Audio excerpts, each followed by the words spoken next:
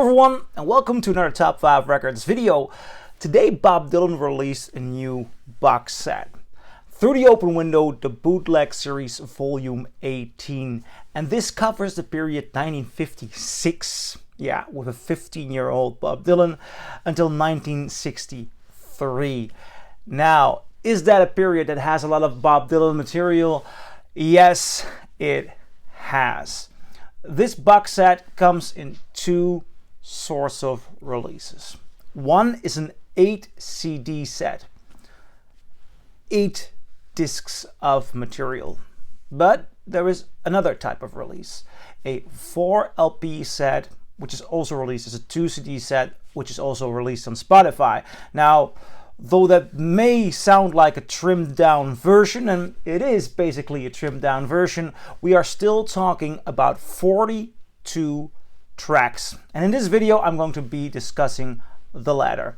What does this box set add? How does it sound? Is it good? I'm going to be talking about it. Now, this opens with something I was very thrilled to find out even existed. Now, I'm a Dylan fan is perhaps a big word, because fan is fanatic, and I think a fanatic owns anything they can own. And I have about this amount of records. It's way up there, so 1.5. It's about somewhere 50, 60, 70 records. So I do enjoy Dylan. I do not have everything by Dylan. I've seen him live. That's where my knowledge is coming from. Nevertheless, I was thrilled to start with this opening track, Let the Good Times Roll. I love that song. And this is a 15 or 16-year-old Bob Dylan singing. It's a very short snippet of a live performance. But this, together with the second track, was already a beautiful and unique insight. Because the second track, I Got a New Girl, which is from 1959. It's a very old home recording. But it's obviously a different period in what Bob Dylan is and tries, and something I hadn't heard before. This is Bob Dylan doing rock and roll, but real rock and roll. If you listen to his voice, you can hear his voice has completely changed after this. This is somebody who's fascinated by Buddy Holly, perhaps even Elvis Presley, and he has a much more rounded sound. It comes a lot closer to the Dylan we hear on Nashville Skyline, for example, with the round sound, but there is a country edge to the latter one. And this is really somebody who's been altering his voice to sound like his heroes. And honestly, he does a great job. If we wouldn't have known the Dylan afterwards, this would have been a very good working shapeshift. He rocks, he rolls, this works. This is definitely a different period in his life, and although the sound quality is not that good, it's a beautiful insight, and I really enjoyed this. This to me was a beautiful surprise as an opener, as two opening tracks for this box set. Then we go to the third track, which is a 1960 recording, and the song is called Jesus Christ. And here we have Dylan the folk singer, though you may wonder if it's a gospel song, but his voice is not. It doesn't sound gospel-like, just because of the religious element there. I wouldn't call this a gospel song. I would say this, at least it's a folk performance. Talking about his voice and his style changing. You hear the man in a year just switched identity, switched sounds. Fascinating, and he's convincing. This is a good performance of Jesus Christ. Then number 4. K.C. Moon. And what I noticed already the fourth track, and that's what I like about this box. You just keep observing new stuff. These are very interesting tracks. The thing is, Dylan at an already early age had and being very young, he had a very wise presence. Imagine, 1960, he was 18 or 19 years old, and if you listen to this track, K.C. Moon, he does sound like somebody who has been well traveled, who has led a fascinating life. And that is something truly remarkable with Dylan. He, acting wise, can change the quality of his voice and can be so incredibly convincing beyond his age. Perhaps he was very wise, but you can be very wise and to sound very wise and to be convincing very wise. It's stunning. Also on Casey Moan, I already hear him experimenting with an accent that in this case was new to me. I'm not from America. I know the difference between a southern accent, a northern accent, a west coast accent, and an east coast accent, but I can't distinguish states or a lot more beyond that. But I do hear he's trying something else here. Fascinating. I go along with this. Track number 5, Remember Me, which is a good quality home demo recording from 1961. It's not Dylan's home, and I love this song. I love the version of Willie Nelson of this song, but Dylan does a great job as well. Beautiful performance. 6, Railroading on the Great Divide, and this is a live recording from 1961, together with Jim Kweskin. And here we are getting a beautiful insight into the early 60s Greenwich Village folk scene. And honestly, that together with the song before, and the song before that, and the song before that, already for me is a much more fulfilling, fascinating and captivating image than perhaps even the Dylan film from earlier this year does. Though I do like the way they show Greenwich Village, and it's a very interesting moment in time. But the duet, the working together, the reverb of the room or the acoustics, the way it resonates with the audience, and also the warm quality and enthusiasm of Dylan at this stage in his career. You feel there is a thrill in the air. Later on, even on his early albums, you notice that Dylan already wants to change, and he may not be full in the scene as he's working his way towards the electric act. But here, on these recordings, you hear somebody who sounds like he found a new home, and I love that. Track number 7, Man of Constant Sorrow. This is a rehearsal of studio quality. And we're getting to the debut album era here, and he does a great job.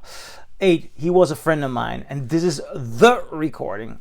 The version that inspired Dave Van Ronk to record his version, and for me that's the unbeaten version. But Dave Van Ronk was even convinced that this song was written by Dylan because of this outtake, because it's not on the original studio album. I believe this has been released before. Again, I'm not an archival expert on the work of Dylan, but to hear this for the first time, for me, I think this is very, very awesome. Great version. Thus far, this box is of stunning quality to me, content-wise.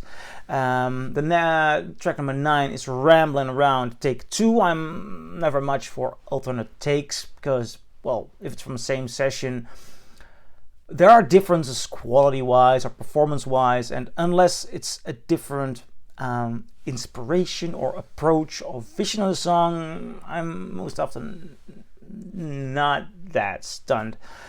Track number 10 is him telling a story live, and then we go to a series of demos, or no, actually two demos at the home of Benny Beecher. Paul Lesler's and Dink's home. Love it. Together with the other ones, this is for me part of that Greenwich Village early 60s folk scene. Great version. Actually, the other songs afterwards, they're also part of that session. And the quality is also pretty good for home demos. I was young when I left home, also just from the home of Benny Beecher demos. As a matter of fact, this I Was Young When I Was Home. You hear Dylan both vocally and guitar-wise. There is a dynamic and a subtlety that are truly brilliant. I think this Benny Beecher version of I Was Young When I Left Home. Maybe one of the finest performances by Bob Dylan. I was stunned, and this is for me is one of the songs I'll be playing on repeat. End of this session is Cocaine. Great song, love it, but I've heard others do it better. Nevertheless, it's good to have it in a Dylan version. Track number 15, Talking New York, live at Gertie's Folk City. This is one of those Bob Dylan and talking, walking, harmonica, you know. And I'm doing rhythm and doing some talking on the guitar, and I have a conclusion. Yeah, okay, nice. Nice to hear the interaction with the audience, but not one of those songs that touches me as deeply as I Was Young When I Left Home did. So, well, it doesn't matter. Nice addition. Karina, also from the same live performance. His vocals are really convincing here. I just love this early 60s Dylan live stuff. It's so refreshing. It's so lovely. Let me get to track number 17. I Heard That Lonesome Whistle. And this is an early country Dylan. It's a studio outtake. Quality is really good. I liked it. I like the experimenting here. You already hear again that the moment he is touching country, he's also looking for a different identity in the way he's performing, in the way the accent sounds, the delivery, in how do you stretch certain letters, and how can you, because I have a theory that accent and where you're coming from, and the way you pronounce a certain word or a letter, the A, is it an A or an A, or it has a different tonal quality, and these tonal qualities also change. They can change whether it's a folk song or a blues song or a country song in the most extreme cases. Not always, but in the most extreme cases. And it's interesting to hear that he is experimenting with this. He is very aware of the differences between genres. Where was I? Yeah, track number 18, Rocks and Gravel. This is a Freewheelin studio outtake. This is really good stuff. Track number 19, Let Me Die in My Footstep. This is a live in Montreal 1962 recording. And here I'm starting to feel as if we are already entering the Freewheelin era, though I mean it's of course released in 63, but there's something changing in his performance. I'm not saying he's not enthusiastic or that he's not giving it all, but it feels as if he is becoming more distant and more staccato in his playing in a certain way. Also, rhythmically, he's getting a lot tighter, and as if he is trying to fit within the rhythm more, where in the other and earlier tracks we're hearing, it is much more of a troubadour coming along, telling the story, and the guitar is there to illustrate the story. And now he's trying to fit more in, as if studio time changed his way of playing. Like, I gotta become more like a drummer or something like that. But it also does something with the vocal, and that's fascinating. Track number 20, Tomorrow Is a Long Time, which is a home demo at Dave Whitaker's house, 1962.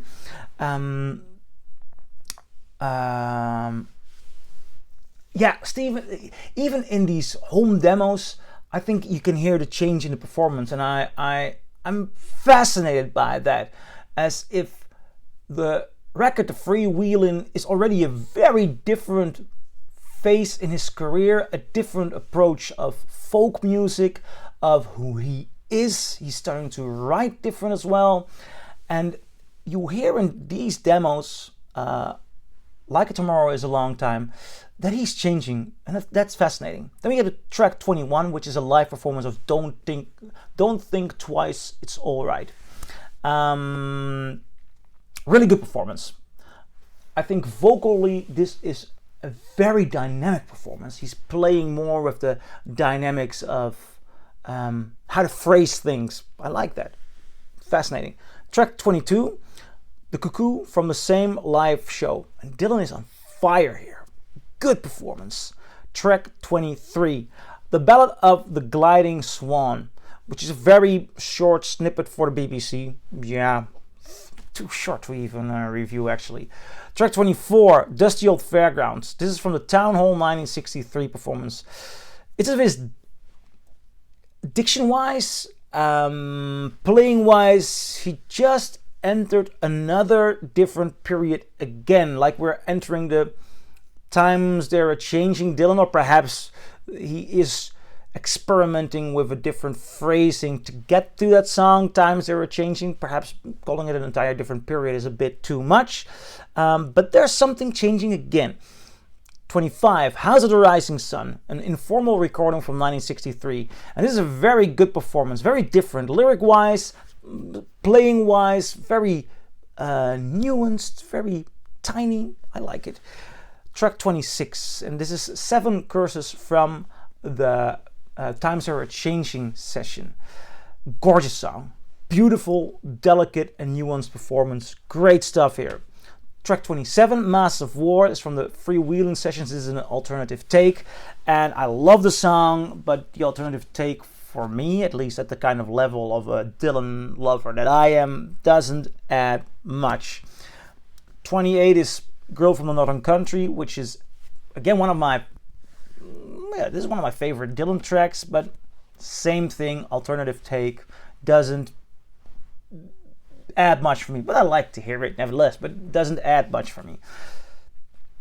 Track 29, Liverpool Gal at Party 1963. That's what it says, party. I guess it's at a party. Later on we get something that says LA Party. Perhaps it was playing at a party, somebody put on a demo recording. Perhaps parties are joined in New York or in America. I'm not familiar. Liverpool Gal, lovely song, and you can hear somebody say afterwards, so I guess it was a party, that it was the best song you heard that evening from the audience or from the people.